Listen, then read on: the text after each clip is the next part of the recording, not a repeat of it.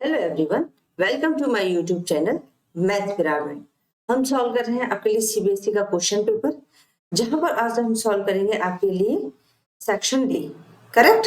Section D में आज हम सॉल्व करेंगे आपके लिए क्वेश्चन नंबर 33। हम 33 से सॉल्व कर रहे हैं। तो देखिए 33 में क्या दिया है आपको, ये लॉन्ग आंसर टाइप है, 5 मार्क का क्वेश्चन है, तो आपको बहुत अच्छे से इसको स्टेप बाय स्टेप लिखना है, जिससे you will get full marks. Okay, तो चलिए 33 में आपको ये किसका बेस्ड क्वेश्चन है आप पढ़कर देखिए, आपको समझ में आएगा ये किस टॉपिक से रिलेटेड क्वेश्चन है। A person on a tour has ₹4,200 for expenses. Correct. उसके पास 4,200 रुपीज एक्सपेंसेस के लिए थे।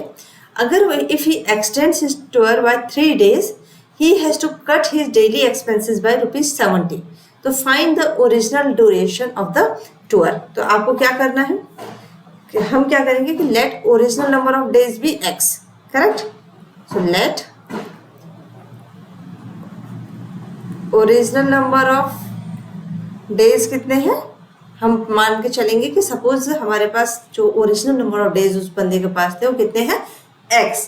तो उसके पास डेली एक्सपेंस कितना हुआ, डेली एक्सपेंस क्योंकि total expense divided by number of days, तो उसके बाद डेली एक्सपेंस हो जाएगा 4,200 divided by x। Correct.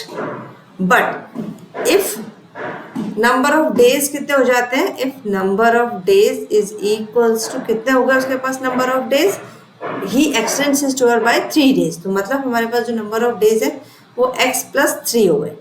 Now daily expense कितना हो जाएगा, अब हमारे पास जो डेली एक्सपेंस है वो हो जाएगा कितना 4,200 डिवाइडेड बाई x + 3, क्योंकि हमारे नंबर ऑफ डेज क्या है बढ़ चुके हैं। तो हम क्या बोलेंगे कि अकॉर्डिंग टू क्वेश्चन, क्वेश्चन के अकॉर्डिंग आपको क्या बोला गया है, according to question he has to cut his daily expense by ₹70। मतलब इन दोनों का डिफरेंस कितना आ रहा है 70। तो ये हो जाएगा हमारे पास, अर्लियर कितना था उसके पास 4,200 divided by x minus 4,200 divided by x + 3। पहले जो उसका डेली एक्सपेंस था और अब नया जो डेली एक्सपेंस है उसका डिफरेंस कितना है 70, बिकॉज उसको अपना वो डेली एक्सपेंस क्या है रिड्यूस करना पड़ा। रिड्यूस करना पड़ा मीन्स उसके पास पहले डेली एक्सपेंस ज़्यादा था, बाद में उसके पास कम हो गया। तो अब आप इसको सॉल्व करेंगे तो ये हो जाएगा आपके पास 4,200 को कॉमन लेंगे तो 1/x minus 1/x + 3 equals to 70। इसको सॉल्व करेंगे तो ये हो जाएगा 7 6 42 60। तो 60 और इसको जब सॉल्व करेंगे तो ये हो जाएगा x + 3 माइनस का x divided by x² + 3x it is equals to 1। Correct. जब आप इसको फर्दर सॉल्व करेंगे तो ये कैंसिल हो जाएगा, तो ये हो जाएगा 60 × 3 it is equals to x² + 3x। Correct. तो ये क्या है आपके पास एक क्वाड्रेटिक इक्वेशन फॉर्म हो रही है। आप इसको अच्छे से चेक करेंगे तो आप देखेंगे कि हमारे पास ये जो है एक क्वाड्रेटिक इक्वेशन फॉर्म हो गई है। तो हम इसको लिख सकते हैं x² + 3x minus 180 it is equals to 0। अब हम क्या करेंगे कि हमें ये क्वाड्रेटिक इक्वेशन सॉल्व करनी है। अगर हम ये क्वाड्रेटिक इक्वेशन को इजीली सॉल्व कर लेंगे तो हमें नंबर ऑफ डेज मिल जाएंगी, क्योंकि हमारा नंबर ऑफ डेज कितना है x। तो हम इसके लिए क्या करेंगे, ax² + bx + c के फॉर्मेट में है, तो इसके फैक्टर्स कर लेंगे to split the middle term. तो 18 × 10 तो ये हो जाएगा हमारे पास कितना 9 × 2 × 2 × 5। करेक्ट। तो ये हो जाएगा 3 × 3 × 2 × 2 × 5। करेक्ट। तो ये हो जाएगा हमारे पास कितना 3 × 6 × 12 × 15। अब आप देख सकते हैं कि 15 और 12 का जो हम डिफरेंस लेंगे तो वो हमारे पास 3x आ जाएगा। तो हम इसको लिख सकते हैं कितना x² + 15x minus 12x minus 180 it is equal to 0। Correct.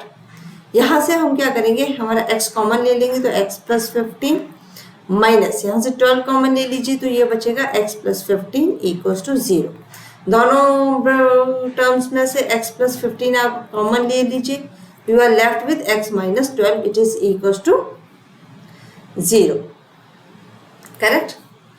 तो यहाँ पर आपके पास हो जाएगा x प्लस 15 इक्वल टू 0 और ये हो जाएगा x माइनस 12 इक्वल टू 0। तो आप देखेंगे x is equal to minus 15 and x is equal to 12, ये दो वैल्यूज आपके पास निकल कर आ रही हैं। अब चूंकि हमने let the number of days हमने x माना था, तो नंबर ऑफ डेज जो है वो नेगेटिव नहीं हो सकता, तो हम इस वैल्यू को डिस्कार्ड कर देंगे। तो x इक्वल टू 12 जो आ रहा है, तो हम बोलेंगे कि नंबर ऑफ के ओरिजिनल नंबर ऑफ डेज कितने थे टूअर के लिए, original number of days for tour कितना है, for tour it is equals to 12, correct. तो ये है आपका आंसर। अगर तो हमारे पास आंसर निकल के आया है 12 डेज। इसमें कोई डाउट आपको? अगर कोई भी डाउट हो, कोई भी क्वेरी हो तो कमेंट बॉक्स में लिख के ज़रूर बताइए। ये आपका क्वाड्रेटिक इक्वेशन बेस्ड क्वेश्चन है, जो वेरी इंपॉर्टेंट है कि हमें क्वाड्रेटिक इक्वेशन कैसे फॉर्म करनी है और आफ्टर दैट हमें कैसे सॉल्व करनी है। अब हम इसका बी पार्ट चेक कर लेते हैं, जहाँ पर बोला गया the area of a right angle triangle is 600 centimetre square if the base of the triangle exceeds the altitude by 10 centimeter, तो हमें क्या करना है, find all the dimensions of the triangle, correct. तो देखिए ये है आपके पास let area of the triangle हमें कितना दिया है, area of triangle it is equals to कितना दिया है, 600 सेंटीमीटर स्क्वायर, और ये राइट एंगल ट्राइंगल है, करेक्ट। तो राइट एंगल ट्राइंगल में क्या होता है, अगर हम इसको थीटा मानते हैं तो ये हमारा बेस है, ये हमारा ऑल्टीट्यूड है परपेंडिकुलर, और ये है आपका हाइपोटेनस। तो इसका एरिया कितना होता है, half base into perpendicular, correct, half base into perpendicular होता है। अब हम it is equal to 600 centimetre it is given to you, correct. तो आप लिख सकते हैं कि बेस इंटू परपेंडिकुलर ये कितना हो गया आपके पास 1200, करेक्ट। तो ये है आपकी इक्वेशन नंबर 1। अब अकॉर्डिंग टू द क्वेश्चन आपको क्या बोला गया है कि जो बेस है आपका, आपको क्या बोला गया है कि अगर बेस ऑफ द ट्राइंगल जो है एक्सीड करता है एल्टीट्यूड को बाय 10 सेंटीमीटर, करेक्ट, तो हमारा चेंज आ रहा है। तो हमारा जो बेस है वो कितना हो रहा है, perpendicular plus 10, this is your equation number 2, correct. तो अब हम क्या करेंगे, इसको हम पुट कर देंगे हमारी इक्वेशन नंबर 1 में। तो ये हो जाएगा परपेंडिकुलर ऑलरेडी है, इनटू ये हो जाएगा p plus 10 it is equals to 1200। इसको सॉल्व करेंगे तो ये हो जाएगा p square plus 10p it is equals to 1200। तो p square plus 10p minus 1200 it is equals to 0। तो यहाँ पर भी आप देख सकते हैं कि आपके पास एक क्वाड्रेटिक इक्वेशन फॉर्म हो रही है, this is also your quadratic equation. अब आपको इसको भी सॉल्व करना है, तो क्वाड्रेटिक इक्वेशन को सेम सॉल्व करना है जैसे हमने लास्ट टाइम सॉल्व किया था। इसके फैक्टर्स करेंगे और फाइंड करेंगे कि हमारे इन दोनों फैक्टर्स का जो कॉम्बिनेशन है वो किस तरीके से बन रहा है। तो जब इसके फैक्टर्स करेंगे तो कितना हो जाएगा, 12 इंटू 100, करेक्ट। अब आप इसको और फर्दर सॉल्व करेंगे तो ये कितना लिख सकते हैं आप इसको लिख सकते हैं 60 इंटू, इसको लिख सकते हैं आप 120 इंटू 10, 120 को और ब्रेक करेंगे तो 60 इंटू 10 इंटू 10, करेक्ट। 60 को और ब्रेक करेंगे तो आप 20 इंटू 3 लिख सकते हैं, 10 इंटू 10 मीन्स आप इसको क्या लिख सकते हैं, आप इसको लिख सकते हैं, तो फाइनली जब आप ब्रेक करेंगे तो इसको आप लिख सकते हैं 40 इंटू 30, करेक्ट। 12 इंटू 100 तो 120 इंटू 10, 120 को लिख के लिख सकते हैं आप 60 इंटू 2, करेक्ट।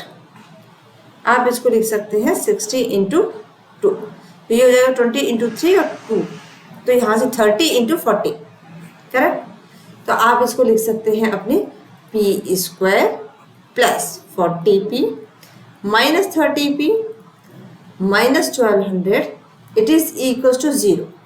तो ये हो जाएगा आपके पास p प्लस 40 माइनस 30 कॉमन ले लेंगे तो आपके पास बचेगा p plus 40 it is equal to 0।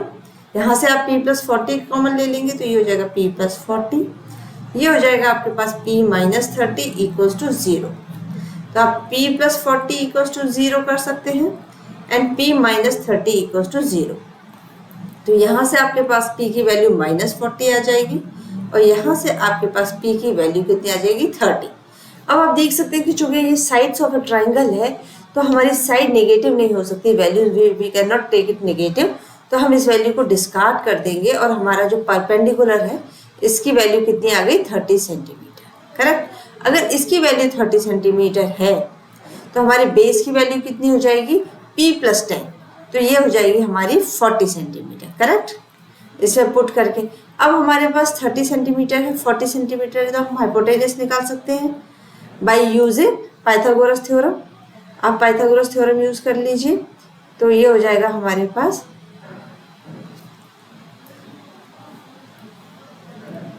ये कितना हो जाएगा जब आप पाइथागोरस थ्योरम यूज करेंगे।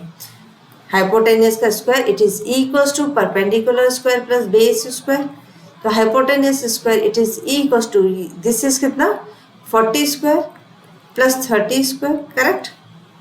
तो इसको जब आप सॉल्व करेंगे तो कितना हो जाएगा,